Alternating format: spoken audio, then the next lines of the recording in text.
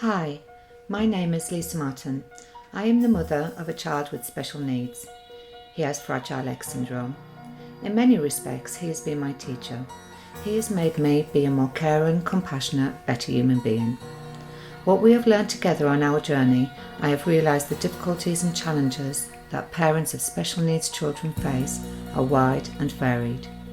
During my years of facilitating courses for parents and professionals, I have met some wonderful people who have shared with me their stories of great joy and sadness, who have experienced the good, the bad and the ugly of all aspects of life bringing up their special children. I am passionate about empowering parents who are dedicated in helping their children with additional needs. You're invited to my podcast. I will be talking about all things in our special world of disability and additional needs. I will be interviewing other parents of children with special needs, as well as professionals and people in the community who are offering services that help. Sometimes these podcasts might touch an emotional nerve and upset you. Other times they might fill you with joy and empower you.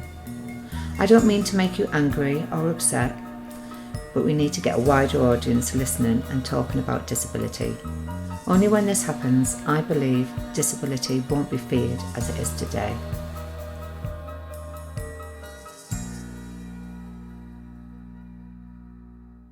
This is my own personal experience of the Covid-19 pandemic, what it's been like having a child with additional needs in this unprecedented time. I understand that this time has been very challenging for everyone globally, and we are all facing our own personal, mental and physical challenges, and my experience might be very different from yours. There is no right way to respond to this because it has never ever happened before. Not in our lifetime, anyway. As a nation, we started seeing the start of the Covid-19 pandemic in China, which was horrifying. Then we've seen it move quickly to Italy, increasing rapidly, which was terrifying, especially because it was closer to home. I work with Italian colleagues and they were understandably upset and worried about their family, some of which were already in quarantine. But it had yet to hit the UK. There were muted opinions and obvious upset for our European neighbours and our neighbours further afield like China and America, but we, the UK nation, seemed in denial that it was ever going to hit the UK, or if it did, that we would have plenty of time to prepare. Oh, how wrong we were. My child Iggy has Fragile X syndrome. He has SPC, which is sensory processing condition, ADHD, suspected autism with the PDA profile. PDA is pathological demand avoidance and it's on the autism spectrum. He also now has suspected epilepsy. So he can be kind of a handful to say the least. But also he's really funny and sweet and quite brilliant in his own unique ways. For the past 6 months, I have been recording each episode of his suspected epilepsy, writing down what happens, when it happens, and what it looks like. Myself and the paediatrician thought he was having night terrors because it happens 5 minutes after he's fallen asleep. He will run out of his room terrified, his eyes are completely glazed, and he's looking around as if he can see something that's not there. He will find me and curl up next to me, and he often vomits. There is no convulsion or jerking movements, but since doing my research I have discovered there is a type of epilepsy that happens when going to sleep or waking up, and they can see auras and they can still walk. The last seizure seemed more intense, and if I hadn't have been there he would have choked on his vomit. I am now convinced that he is having seizures and they are not night terrors. Obviously I got him onto waiting lists to properly get this checked out. And he was also on another waiting list to get assessed for autism due to his PDA profile. Iggy has now been tested for autism 3 times, twice when he was younger, and again more recently by the wonderful charity called Bibic, who confirmed my suspicions of Iggy having PDA, which is pathological demand avoidance. But my local London authority will not accept the diagnosis because they didn't do the assessment. On Monday the 16th of March, I had an appointment with Iggy's lovely paediatrician to talk about where we are on the waiting lists and what the next steps would be. I imagined that we would possibly have to stay for a few days in a hospital for sleep studies to check if he has epilepsy. She told me, even though we were both marked as urgent on the waiting lists and that we were due to get letters in the post with possible assessments to be carried out in April, May at the very latest, that unfortunately due to the coronavirus we wouldn't be getting tests done for quite a while. I was silently fuming. We had been let down so many times and I was so fed up of fighting for therapies and treatments all the time that I actually just thought it was some weird excuse to cut back again. But then she told me that this was a pandemic and this was going to be her last working day at the CDC because she was already on call to work on the Covid-19 wards, that they were getting ready. She told me that this was serious. She told me that eventually all NHS doctors, nurses and therapists who work with children and other services would, if not already, be dropping their usual line of work to also be helping on the COVID wards. This was serious. This was my personal wake-up call.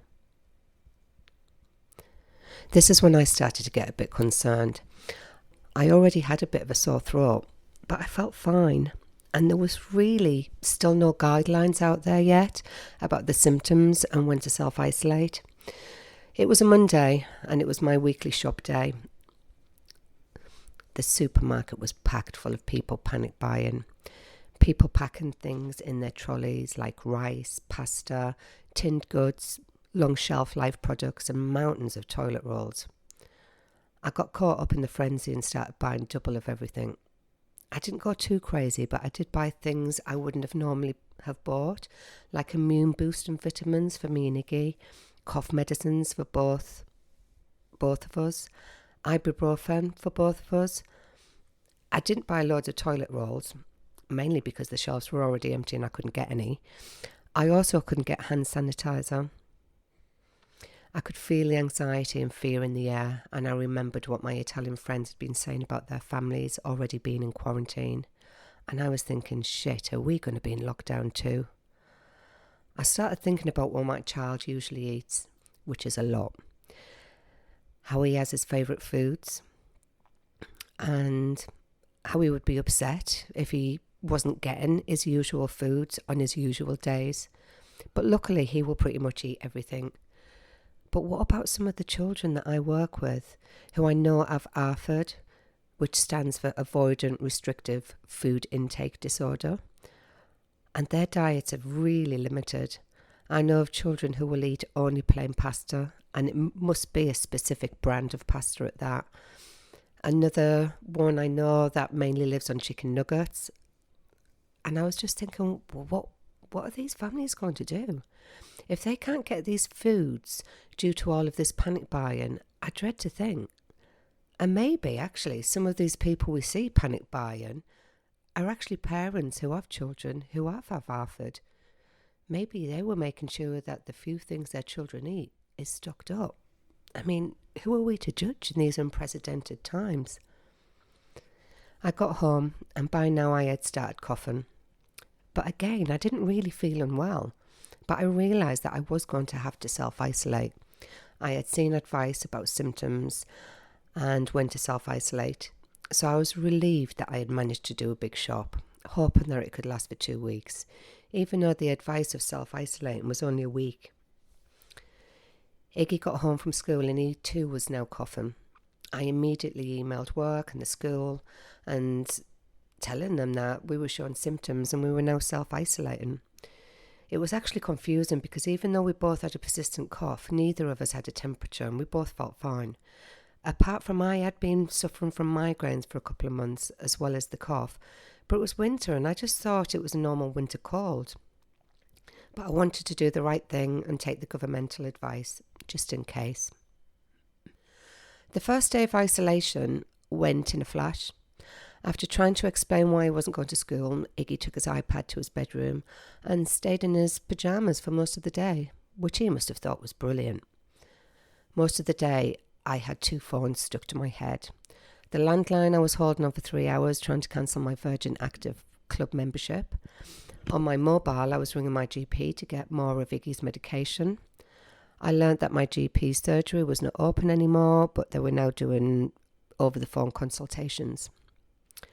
I also managed to get through to Iggy's psychiatrist at Calms, who too was now working from home. Iggy had recently had a change of medication which was going to help with his anxiety, which would hopefully help with his PDA profile, which I thought was debilitating in so many ways for him. But now he had suspected epilepsy. She advised not to increase the dose of the new meds as suggested before the suspected epilepsy. Apparently this new medication could bring on seizures to someone who already has epilepsy. And I was just thinking, oh shit, what am I going to do?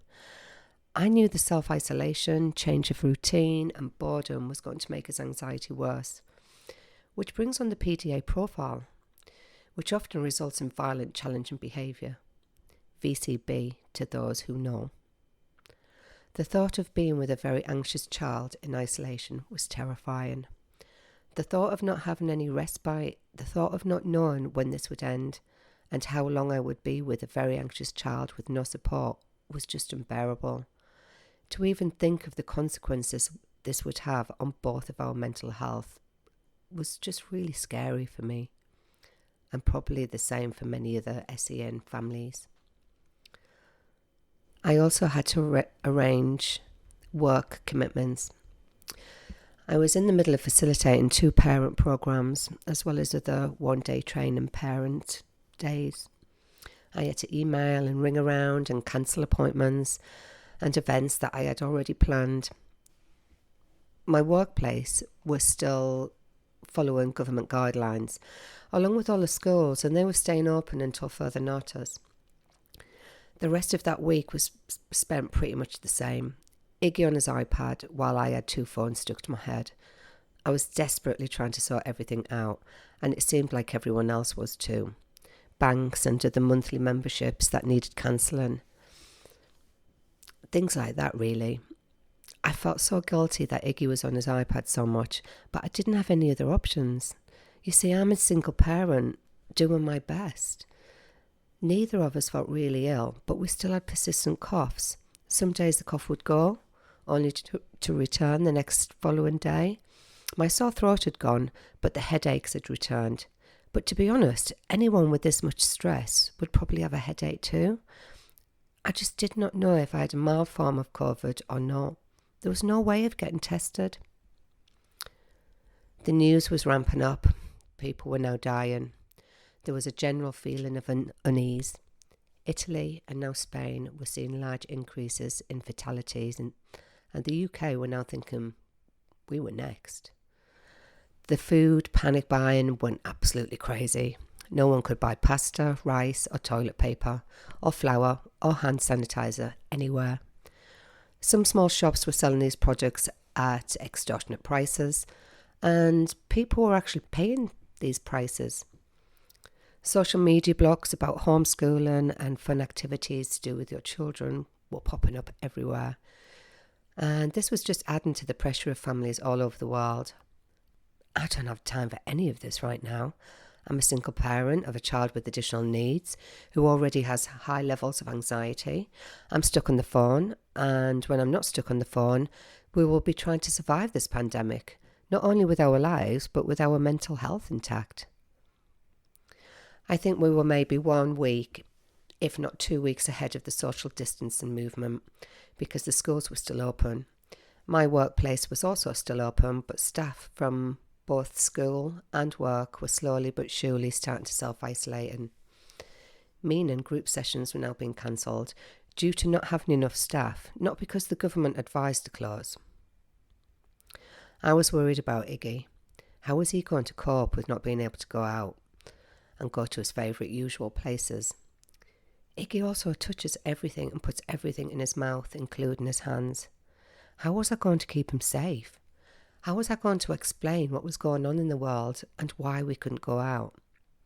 I knew I was going to have to write a visual social story explaining this for him. So now my multitasking skills went up a notch. I was now trying to email and write a social story, on my laptop while trying to navigate 2 separate conversations with 2 phones stuck to my head. My anxiety was rising.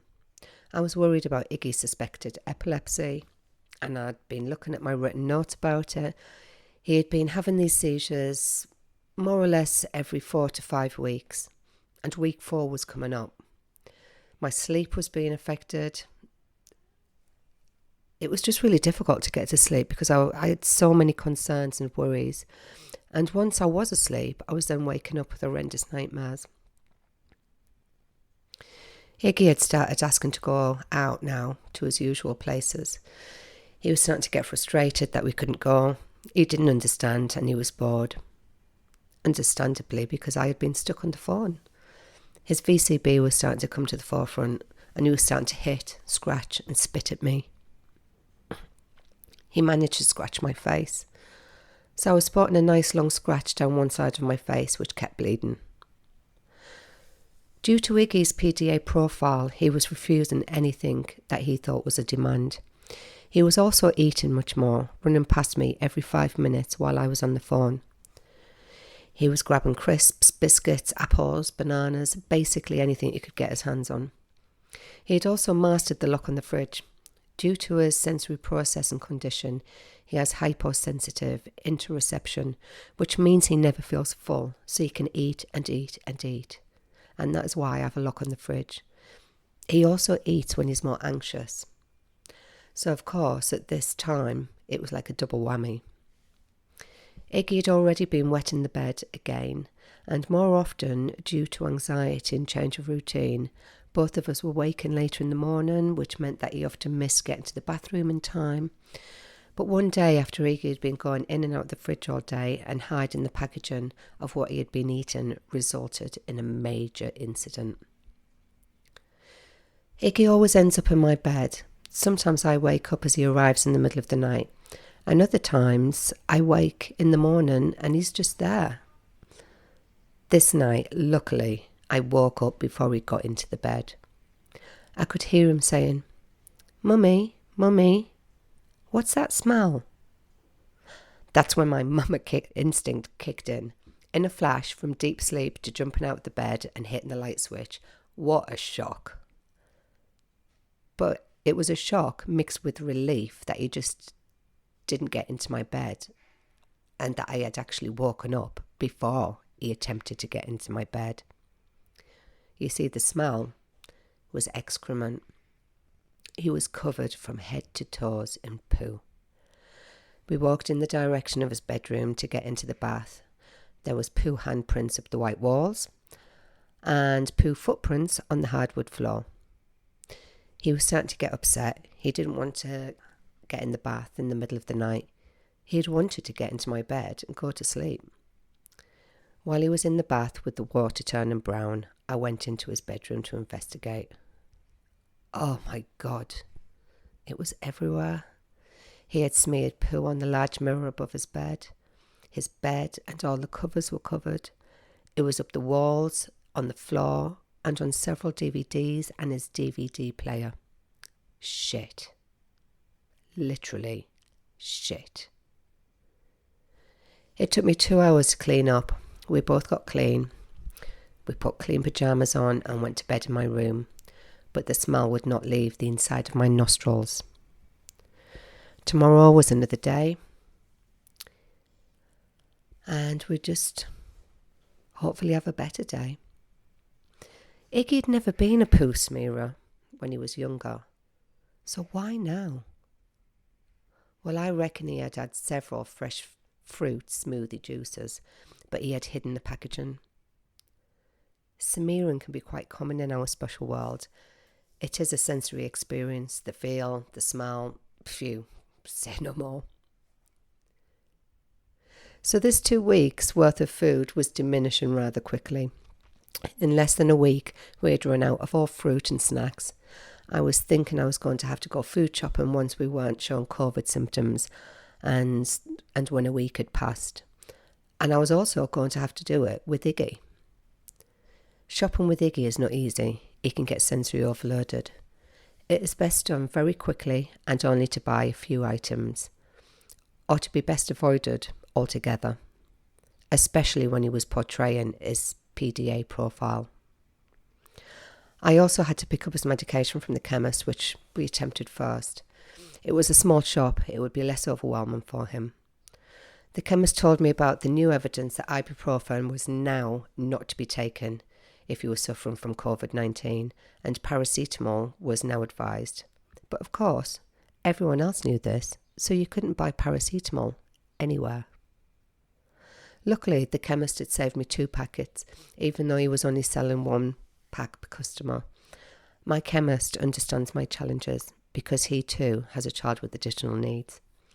We left with the paracetamol for me, Calpol for Iggy, surgical gloves and face masks. I was very thankful for the advice and the kindness, and mainly because Iggy hadn't had a meltdown.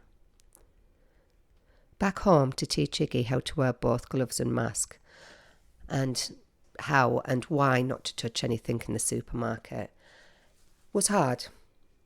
It took a while, but I think I got it through to him. It had also been advertised on the TV and on social media that between 8 and 9 was an allocated shopping time for carers, disabled people and key workers. So we waited and went the next morning. I prepared well, and I took the remainder of the snacks to keep Iggy busy, and I put him inside the trolley. He was a 9-year-old and he filled most of the trolley, but this was the only way we could ever be able to do this. I got strange looks. 1, due to him being inside the trolley, but 2, because we were the only people with gloves and masks on. No one else did, and it was packed. The shelves were empty, it was alarming, and even more of a sensory challenge for Iggy. We got through it quickly and relatively incident-free, only because Iggy had eaten an apple, a Kinder Egg, a packet of crisps, a nice lolly, and a lollipop to keep him occupied and to keep him inside the trolley. Phew. On the way out of the store, I was given a free bunch of flowers by the store manager, which I thought was so lovely. I watched people's faces as they received free flowers, and it made me tear up. By the time we got to the car, Iggy had ripped his gloves off, and his face mask was covered in chocolate. We got home, and as expected, Iggy had a meltdown. It had all been too much for him, but at least we were home, and we were safe. This was the beginning of week 2 and we were stocked up again. The schools and workplaces were still open, but for me personally there was no way I was letting Iggy go back to school. Even though I was already feeling frazzled and I could have done with a break, I just felt that we as a nation weren't acting quickly enough to get everyone self-isolating. I received a letter in the post of a mutual aid group for my area which I joined. Communities coming together and supporting each other was amazing.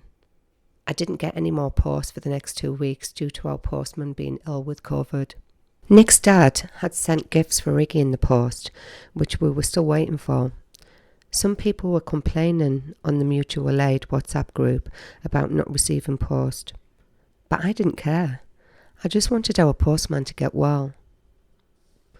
There were so many wonderful acts of kindness happening. Not only in my community, but all around the world. Due to the panic buying, all food banks were really struggling. Like everyone else, they could not get the long shelf life products and toilet paper. Because I was allowed to shop in the first hour of opening, there had been more products on the shelves. So I bought extra rice, pasta, long life milk, biscuits, hand sanitizers, toilet rolls, and longer lasting flatbreads and tins of beans, tomatoes, etc. I made up a large bag of these products to give to my local church for the food bank, but when I attempted to take it, Iggy would get really distressed. It was just somewhere where he doesn't usually go, so it made him really anxious. So someone from the mutual aid WhatsApp group collected this bag from outside my front door, and they took it for me instead. I also found out about another church that had cooked a lot of food and was delivering to families in need. I just thought this was so wonderful. When there's a crisis, people do come together. People are kind. People are wonderful. And it was just so lovely to see.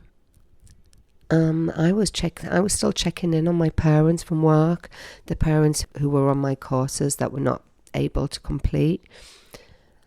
I knew that they too must have been finding it all really overwhelming now that they had their children at home. You see, these parents also have children with additional needs. So I know what they were going through. If they weren't at home, they were probably considering having them at home, or they knew that it was only a matter of time before the schools were going to close. It was a real worrying time for us SEN parents. For many of our children, any change of routine can be distressing. Many of our children already have high levels of anxiety, and now everything was uncertain. And also we, the parents and carers, we were also worried and anxious like many others across the world. And our children feel our anxieties, which make them feel worse. We're our children's anchors, their safety net. Because of this, I just had to stop watching the news, and I limited my social media habit. It was all just too upsetting. I would find myself silently weeping, and Iggy would get concerned, which is no good. So I had a bit of a media ban. The fatalities were rising again, and there was word of a lockdown coming. People couldn't understand why the schools were still open. People were confused about government support when self-isolating. Was there any? I was now starting to realise that this was going to be a long thing, and I was going to have to get a plan together for Iggy. I needed some sort of structure, as well as Iggy did as well. I spent a whole day making a visual stay-at-home daily plan, and it had activity choice boards that ran along it. It was amazing. It was very loose and not set in stone, but it had a time to choose exercise, a time to choose schoolwork, a time to choose fresh air, a time to choose chores. My train of thought for this was to teach him some life skills.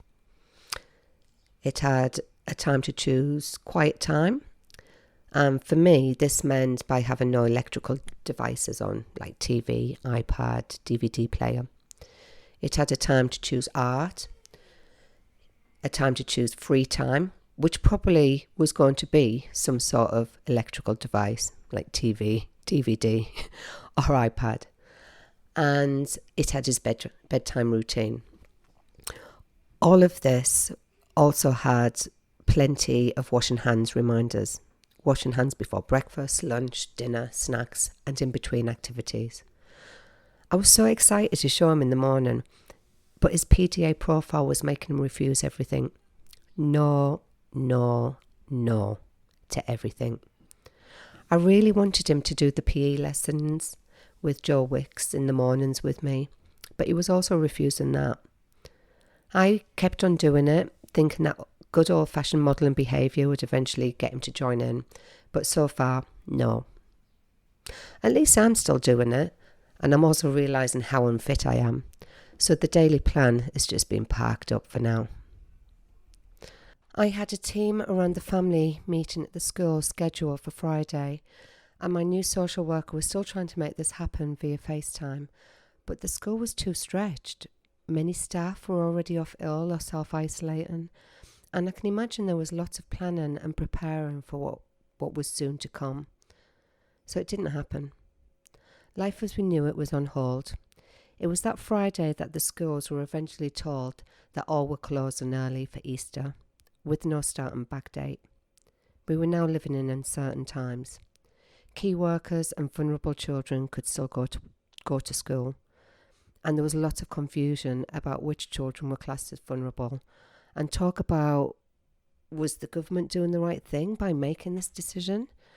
It was just being discussed everywhere on social media, and there were many arguments and judgments being made by usually supportive parent groups. People were anxious and now getting scared. The rate of fatalities was again rising, and people were still packing into public transport, especially the tube in London, to get to and from work. while parents were being slated for admitting that they were still taking their autistic children for drives in the car to help calm them. By week 3 of social distancing, almost everyone I knew were now being affected by Covid-19, whether that was directly or indirectly. Some people were now showing symptoms. Many were self-isolating due to the fear of getting it and passing it on to high-risk family members who were living in the same household. Sadly, Iggy's granddad passed with Covid. Nick, Iggy's dad, was grieving for his dad. And he was also missing Iggy terribly. It had been 6 weeks since they had last seen each other. You see, Nick was supposed to be having Iggy on that weekend that we had started self-isolating. And it was just really, really sad. I had yet to tell Iggy about his granddad. I just don't think he would understand. I didn't think he understood death and how final it is. That he will never be able to see his granddad again. I know when the time is right, I will be reading another social story that I have made about Grandad and death. But neither of us is quite ready for that yet. I also know of friends and family members who were indirectly affected by this awful pandemic. Not that they had COVID, but they have other serious conditions that can now not be supported and cared for in the same way before this pandemic. Having treatments, checkups and appointments cancelled. The amount of phone calls and Zoom, FaceTime and other ways of communicating from friends, family and the community were wonderful. It's not so much social distancing, rather it be called physical distancing. To be honest, my social life has never been busier. Well, since before I became an SEN parent anyway. Many, if not all, SEN families have been living a very isolated life anyway, and the staying at home and not seeing anyone is our norm. Due to close friends and family needing to grieve over the phone more than ever, because the usual being with your loved ones in this distressing time to reach out and hug each other was now not available, meant that I was just on the phone again a lot. And during one of these phone calls, Iggy had managed to find and eat almost a whole family-sized chocolate bar. This family-sized chocolate bar should have lasted for 2 weeks. I had been having upsetting phone call conversations, and the combination of Iggy being a sponge to my feelings and the sugar rush just made for an explosive combination of anxiety. Controversial, I know, but we had been going to feed the ducks once a day. We would put our gloves and face mask on and we wouldn't go near anyone. This was the one usual thing we'd done from our life before COVID. We both desperately needed it for our mental health, and Iggy also wore his sunflower lanyard, which indicates that he has a hidden disability. After the sad phone calls and the consumption of a family-sized bar of chocolate, I suggested to go and feed the ducks. I knew this is what we both needed, but Iggy's PDA profile often prevents him from doing the things that he likes. Well, it all kicked off. I had hours of trying to protect myself and him from getting hurt. The hitting, the kicking, scratching, spitting, throwing things at me, trashing the house, and breaking things continued for hours. I usually manage to get a distance from him while I can still keep an eye on him to make sure he's safe, but he kept coming for me. We were both exhausted. We eventually went to bed. At these times, I feel scared. Scared for me and scared for him. I also feel like a failure. I feel like I am failing at keeping him safe and happy. It breaks my heart that at these times I can't help him. It breaks my heart that my beautiful boy finds this world challenging and confusing. We both sleep, and I know tomorrow is another day, and hopefully we will have a good day. A day of fun and laughter and hugs. Because we do also have many days like this too. Being an SEN parent means we have to let go and move on quickly and try and not take things personally, which is sometimes easier said than done. While this pandemic has got the whole world on lockdown, I really worry about all the SEN families out there doing the most challenging job I know, all doing the best they can for their children with love and selfless compassion, being hypervigilant 24/7, basically just trying to survive and get through this extraordinary time. Especially now there is zero respite. I also worry about my child and myself. My days seem to be flying by, but every now and again when I manage to get 5 minutes, I think, how am I going to get through this? But I stop and I realise I already am getting through this and we're flying through it.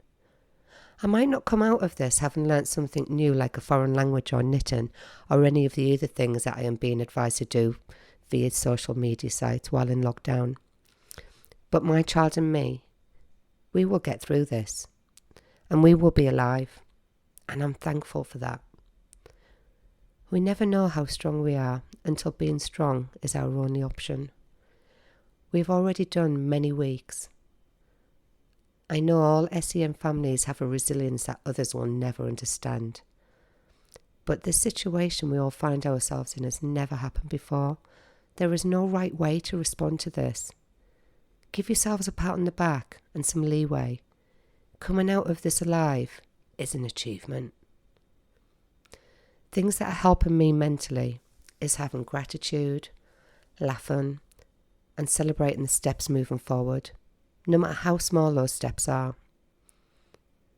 The love and the hugs I get from Iggy, and that amazing cheeky smile. We are both loving the fact that we don't have to rush around in the mornings getting ready for school. I am enjoying being with my child. I'm enjoying being in contact, more now than ever, with loved ones. And I have truly stopped to smell the roses. This pandemic has helped me to slow down and reflect on what me and my child need, what we really need.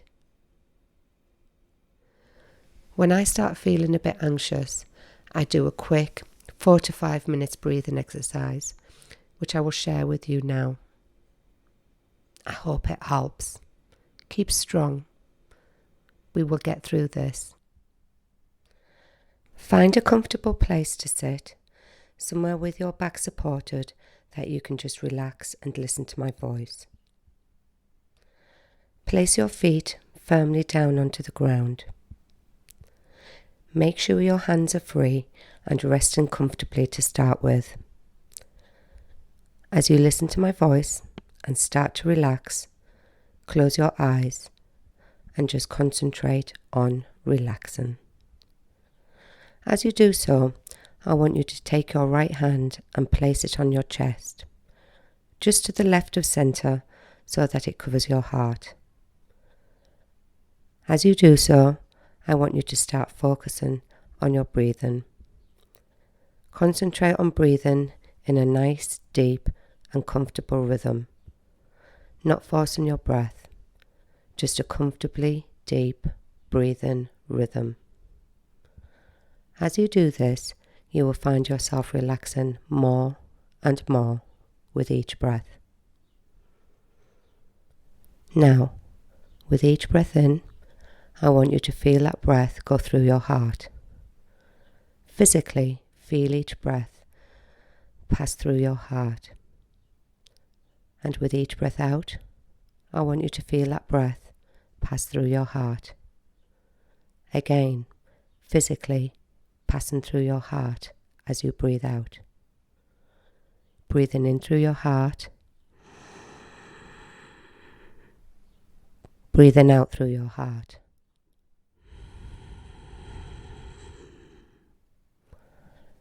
Breathing in through your heart. Breathing out through your heart. Breathing in through your heart. Breathing out through your heart. Breathing in through your heart. breathing out through your heart. With each breath in, you are breathing in calm, relaxed feelings. And with each breath out, you are breathing out all the stresses of your world and letting them disappear out into the atmosphere. With each breath in, you are breathing in calm, relaxed feelings. And with each breath out, you are breathing out all the stresses of your world and letting them disappear out into the atmosphere. With each breath, you relax more, and the more you relax, the better you feel. And the better you feel, the more relaxed you feel. And the more relaxed you feel, the better you feel. And the better you feel, the more relaxed you feel. Now, as you start to relax, let me explain how this works. It is possible to measure the electrical pulses from both the heart and the brain, and this can be viewed on monitors, showing peaks and troughs of these pulses.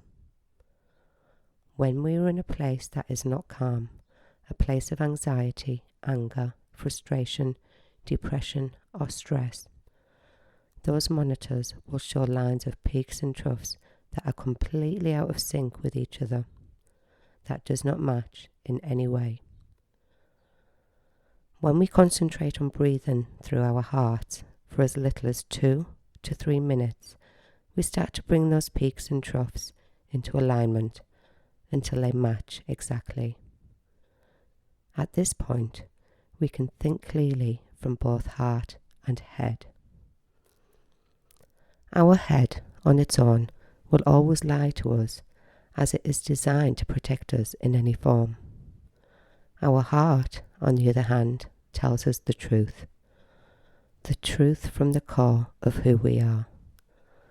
When we put both into alignment, we are able to see any situation clearly.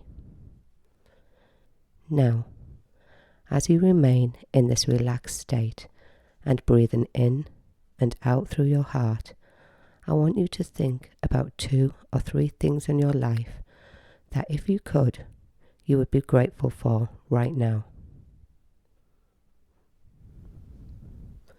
They don't have to be big things. They could be as simple as being grateful for waking up this morning, as many around the world didn't. Or it could be feeling grateful for your family, your home, the food you have to eat, and the water you have to drink. What 2 areas could you be grateful for right now?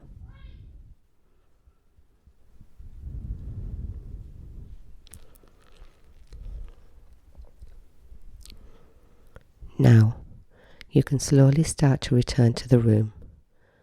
Take your time to open your eyes and allow them to refocus, and if your hand is still on your heart, you can allow it to drop into a comfortable position.